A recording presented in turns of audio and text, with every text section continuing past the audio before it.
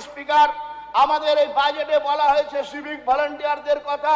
মাননীয় মুখ্যমন্ত্রী এখানে বলেছেন যে অনেক সিভিক ভলান্টিয়ার তৃণমূলীকরণের মাধ্যমে সিভিক ভলান্টিয়ারের কাজ পেয়েছে। আমি মাননীয় স্পিকার আপনার মাধ্যমে তার পূর্ণাঙ্গ তদন্তের দাবি জানাচ্ছি।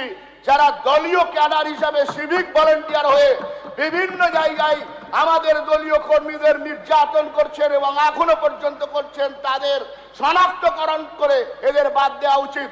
কিন্তু মাননীয় স্পিকার, যারা ভালো যোগ্য আছে, পুলিশের এত ক্যাডার নিয়োগ হবে, তাদেরকেও 25 থেকে 30% সংরক্ষণের মাধ্যমে মূল পুলিশের সঙ্গে যুক্ত করার আমি আবেদন জানাচ্ছি মাননীয় স্পিকার। বেঙ্গল শক্তি সার্কিটের মাধ্যমে বীরভূম শক্তি কেন্দ্র শক্তিপীঠ, যেখানে 5খানা শক্তিপীঠ, সিদ্ধপীঠ, একটা তারাপীঠ সেখানে আছে।